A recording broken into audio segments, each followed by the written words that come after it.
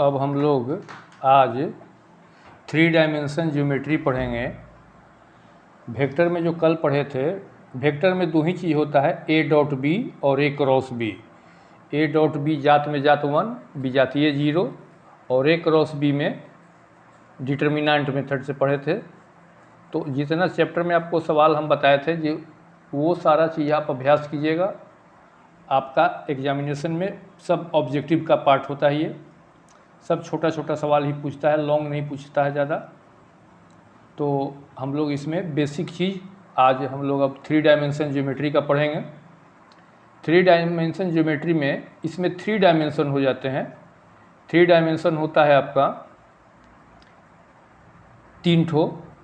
आज तक हम लोग पढ़े थे केवल 2 डायमेंशन, जिसमें लंबाई और चौड़ाई होता था। डायमेंशन का मतलब होता है बीमा, बीमा मतलब माप। अब एक बीमा इसमें और जुट गया। पहले 2 डायमेंशन में केवल लंबाई और चौड़ाई होता था, अब इसमें एक डायमेंशन जो जुटता है वो आपका होता है गहराई या ऊंचाई जो कहिए। तो इसके बारे में हम लोग इसका बेसिक चीज़ पढ़ेंगे। जैसे 3 डायमेंशन में आपका ये होता है एक्स एक्सिस, ये होगा वाई एक्सिस, और ये होता है Z axis, X Y Z 3 dimension. X axis पर जो यूनिट वेक्टर होता है इसको कहते हैं आई, और वाई एक्सिस पर जो होता है वह होगा जे, और जेड एक्सिस पर के होता था। एक्स वाई जेड आई जे के यूनिट वेक्टर तीनों एक्सिस के लॉन्ग जो होता है, यह यूनिट वेक्टर आई जे के का वैल्यू 1 होता है। तो आपका इसमें 2 चीज़ होता है, एक होता है डायरेक्शन रेशियो और एक होता है डायरेक्शन कोसाइन। डायरेक्शन रेशियो को शॉर्ट में DR लिखते हैं, डायरेक्शन कोसाइन को शॉर्ट में DC लिखेंगे। तो डायरेक्शन रेशियो कहते थे, पहले भी बताए थे, IJ के बाएं तरफ का जो अंक होता है वो आपका डायरेक्शन रेशियो कहलाता है। और डायरेक्शन कोसाइन का सूत्र बताए थे रेशियो बटा मैग्नीट्यूड। तो हम इसी पर आधारित पहला चैप्टर का पहला सवाल देखते हैं। आपको डायरेक्शन कोसाइन बताना है। कोई रेखाखंड है, लाइन सेगमेंट, किसी रेखाखंड का डायरेक्शन कोसाइन आप बताइए जिसका डायरेक्शन रेशियो ये दिया हुआ है। तो अंक जो देख रहे हैं 2 - 6 3, ये आपका डायरेक्शन रेशियो है। अंक है मतलब ये डायरेक्शन रेशियो है। तो हम सबसे पहले इस डायरेक्शन रेशियो का, आप इसका पहले मैग्नीट्यूड निकाल दीजिए। मैग्नीट्यूड का मतलब मान। मैग्नीट्यूड यह IJ के बाएं वाला अंक है, ये ध्यान रखेंगे। तो 2 का स्क्वायर प्लस -6 का स्क्वायर प्लस 3 का स्क्वायर, 49 का स्क्वायर रूट हो गया 7। अब ऑब्जेक्टिव के लिए इम्पोर्टेंट क्वेश्चन, ये आपने मैग्नीट्यूड निकाल दिया, आपको डायरेक्शन रेशियो दिया हुआ है। अब डायरेक्शन कोसाइन, डायरेक्शन कोसाइन को शॉर्ट में DC लिखते हैं। डायरेक्शन कोसाइन का सूत्र होगा डायरेक्शन रेशियो बटा मैग्नीट्यूड। मैग्नीट्यूड मतलब मान, ये सूत्र याद रखेंगे। डायरेक्शन कोसाइन बराबर रेशियो बटा मैग्नीट्यूड, ये इंपॉर्टेंट सूत्र है, इसको याद रखेंगे। इसी आधार पर हम इसका डायरेक्शन कोसाइन, अतः डायरेक्शन कोसाइन बराबर डायरेक्शन रेशियो आपका पहले में 2 है, रेशियो बटा मैग्नीट्यूड, फिर डायरेक्शन रेशियो -6 है, रेशियो बटा मैग्नीट्यूड, और तीसरा है रेशियो बटा मैग्नीट्यूड। तो ऊपर डायरेक्शन रेशियो और नीचे मैग्नीट्यूड, तो 7 सबका था। तो आपको ये याद रखना है कि डायरेक्शन कोसाइन का सूत्र क्या होता है। डायरेक्शन रेशियो का सूत्र होता है डायरेक्शन रेशियो बटा मैग्नीट्यूड। अब हम, यह एक डायरेक्शन रेशियो दिया हुआ था। अब देखिए 2 बिंदु, आपको फिर डायरेक्शन रेशियो और डायरेक्शन कोसाइन दोनों बताना है। यह 2 बिंदुओं को मिलाने वाली रेखाखंड है। तो ऐसा समझें, A और B 2 बिंदु दिया गया है, यह अंक है। अंक है मतलब ये डायरेक्शन रेशियो है। A और B 2 बिंदु को मिला देंगे तो यह एक स्ट्रेट लाइन बन जाएगा। तो हम इस स्ट्रेट लाइन को हम वेक्टर फॉर्म में लिख देते हैं।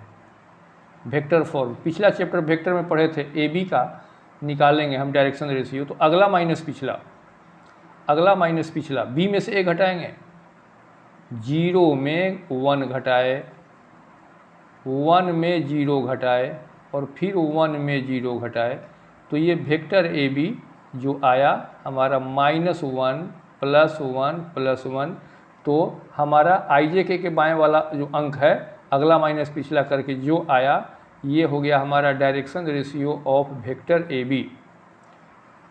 बाएँ तरफ का अंक जो है ये आपका डायरेक्शन रेशियो कहलाता है, -1 +1 +1।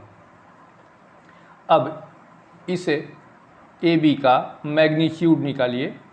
मैग्नीट्यूड का सिंबल भी दे सकते हैं, मैग्नीट्यूड -1 का स्क्वायर +1 का स्क्वायर +1 का स्क्वायर इज इक्वल टू √3। तो डायरेक्शन रेशियो निकल गया, ये डायरेक्शन रेशियो हमने निकाल दिया, ये डायरेक्शन रेशियो निकाल दिया और ये मैग्नीट्यूड निकाल दिया। तो डायरेक्शन कोसाइन का सूत्र होता है रेशियो बटा मैग्नीट्यूड, निकाल दीजिए।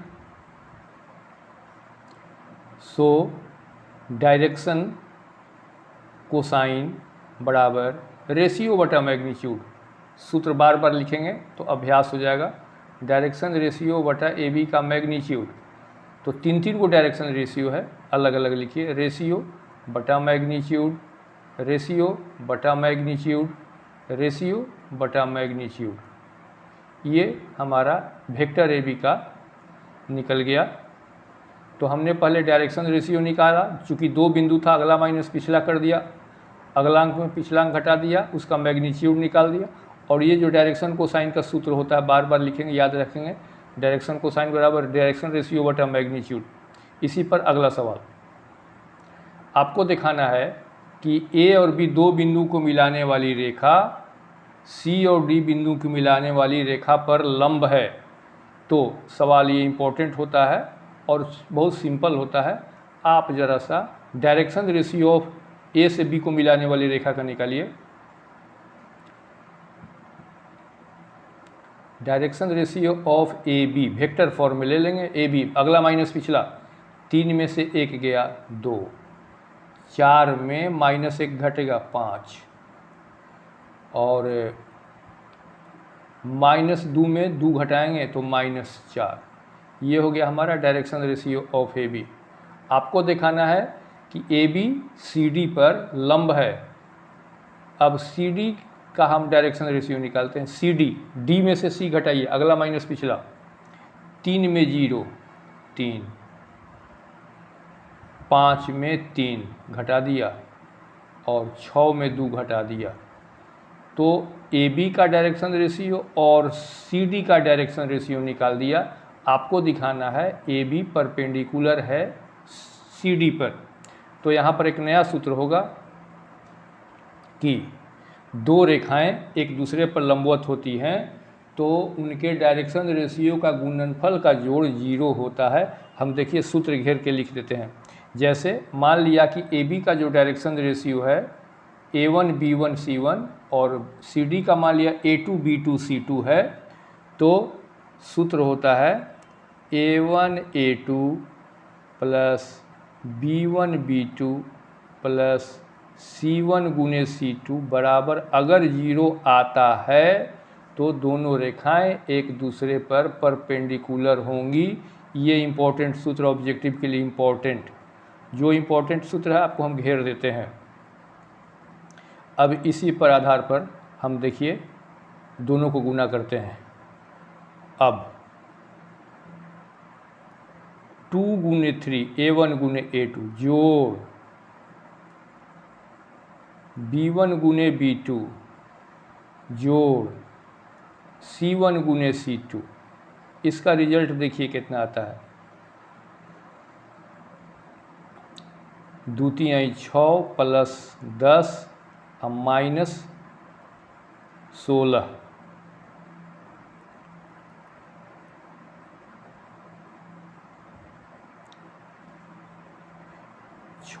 Plus 10 minus 16 is equal to 0।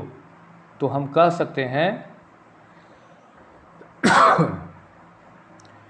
तो सूत्र के अनुसार A1 A2 A1 B1 C1 A2 B2 C2 दोनों रेखाओं का डायरेक्शन रेशियो है। याद रखेंगे ABC डायरेक्शन रेशियो का सिंबल होता है और LMN डायरेक्शन कोसाइन कहलाता है। तो दोनों के डायरेक्शन रेशियो को गुना करके 0 ला दिया तो हम कह सकते हैं कि वेक्टर AB परपेंडिकुलर है CD पर। आपको यही दिखाना था। अगला सवाल क्वेश्चन नंबर 4, आप दिखाएं कि रेखाखंड जो ओरिजिन और एक बिंदु, ओरिजिन का सिंबल होता है कैपिटल O जिसका कोऑर्डिनेट होता है 0 0 0, तो ओरिजिन से एक बिंदु को मिला दिया, वह लंब होगा B और C को मिलाने वाली रेखा से। ओरिजिन का कोऑर्डिनेट O होता है, सिंबल O होता है, उसका कोऑर्डिनेट 0 होता है। तो आप ज़रा सा पहले डायरेक्शन रेशियो ऑफ OA निकाल दीजिए। OA, O माने ओरिजिन, अगला माइनस पिछला, A में से 0 घटाएंगे तो 2 1 1, सॉरी 2 1 1 ही रहेगा क्योंकि ओरिजिन का कोऑर्डिनेट होता है 0 0 0 जिसको कि O कहते हैं। उसी प्रकार direction ratio of BC, C में से B घटाइए, अगला माइनस पिछला, 4 में 3 1, उसके बाद C में से B घटाएंगे, 3 में 5 गया -2, और -1 में -1 घटाएंगे तो माइनस माइनस प्लस ये हो जाएगा 0। तो OA का डायरेक्शन रेशियो 2 1 1 और BC का डायरेक्शन रेशियो 1 - 2 0 आया। अब इनका A1 A2 B1 B2 C1 C2 कीजिए। नाउ A1 A2 जोड़ B1 B2 जोड़ C1 C2 करते हैं। देखिए 2 गुने 1 में जोड़ेंगे 1 गुने -2 में जोड़ेंगे 1 गुने 0,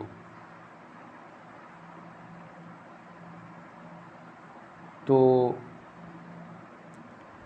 आता है 2 एकम 2 -2 और प्लस 0 इजिकल टू 0। तो आप देख रहे हैं कि परपेंडिकुलर के लिए जो सूत्र बताए हैं A1 A2 जोड़ B1 B2 जोड़ C1 C2 is equal to 0 आता है। तो हम जानते हैं कि एक रेखा दूसरी रेखा पर क्या होती है, लंब होती है। इसीलिए आप कह सकते हैं कि यह A जो है परपेंडिकुलर होगा BC पर। तो सूत्र A1 A2 जोड़ B1 B2 जोड़ C1 C2 बराबर 0, तो परपेंडिकुलर होता है जहाँ ABC डायरेक्शन रेशियो कहलाता है। अगला सवाल 5 नंबर, आपको P का मान बताइए यदि A और B को मिलाने वाली रेखा C और D को मिलाने वाली रेखा पर लंब है, परपेंडिकुलर है, तो आप यहाँ पर P का मान बताइए। देख लीजिए B बिंदु में एक जगह अंक गायब है, वहाँ पर P है, वहाँ पर कौन सा अंक होगा यही आपको बताना है। यदि AB लंब है BC पर, सॉरी AB लंब है CD पर, तो ज़रा सा हम पहले AB का डायरेक्शन रेशियो और CD का डायरेक्शन रेशियो निकाल देते हैं। डायरेक्शन रेशियो ऑफ AB, अगला माइनस पिछला करेंगे, 5 में से 4 गया 1, P में से 1 गया P -1 और 0 में से 2 गया -2। उसी प्रकार डायरेक्शन रेशियो ऑफ CD, तो D में से C घटाएंगे, 3 में 2 गया 1, 3 में 1 घटाएंगे तो 2, और -1 में 1 घटाएंगे तो -2। तो दोनों रेखाओं का डायरेक्शन रेशियो निकाल दिया। सवाल में शर्त है कि दोनों रेखाएं एक दूसरे पर लंबवत हैं। आप ये बात कह दीजिए। चूँकि दोनों रेखाएं आपस में परपेंडिकुलर हैं, तो आप कह सकते हैं कि A1 A2 जोड़ B1 B2 जोड़ C1 C2 is equal to 0 होता ही है। दो रेखाएं एक दूसरे पर लंब होगी तो वो 0 होगा ही। इस आधार पर इसको आप गुना करके देखिए। देखिए हम गुना करते हैं, A1 A2 जोड़ B1 में गुना करेंगे B2 से जोड़ C1 C2 is equal to 0 होना चाहिए। A1 A2 जोड़ B1 B2 जोड़ C1 C2 बराबर 0 होना चाहिए। ये हम देख लेते हैं। तो ये देखिए A1 गुने A2 है, ये B1 गुने B2 है और ये C1 गुने C2 है। हमको P का मान बताना है।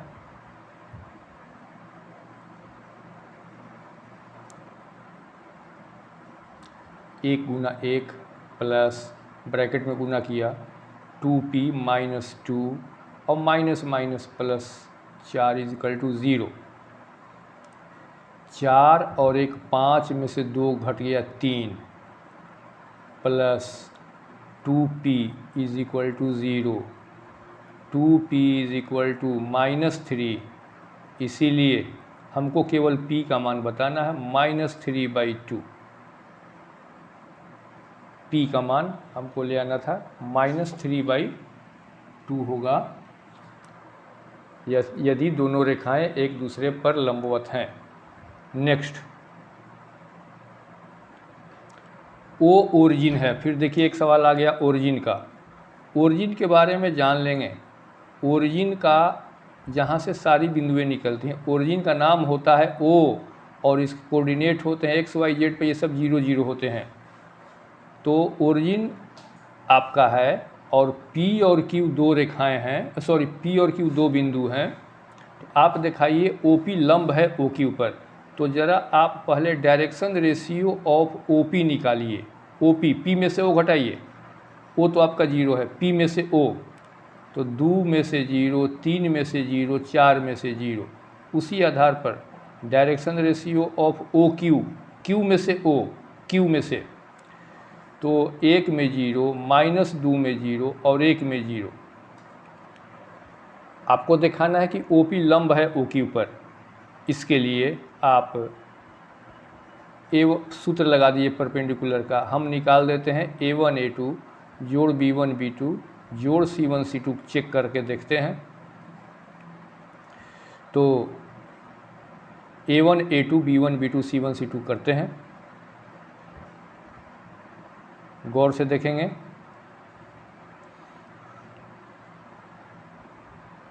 तो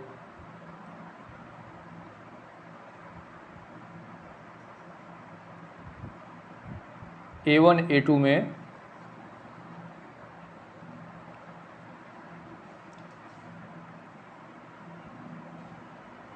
2 गुने 1 A1 A2 plus B1 B2 3 गुने -2 प्लस C1 C2 4 गुने 1।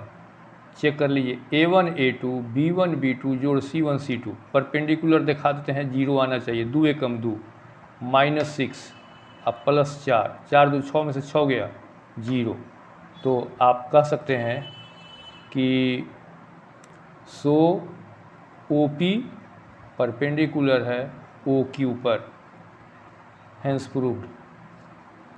तो बेसिक चीज़ है, ऑब्जेक्टिव सवाल है, छोटा छोटा बना लीजिए, इम्पोर्टेंट है।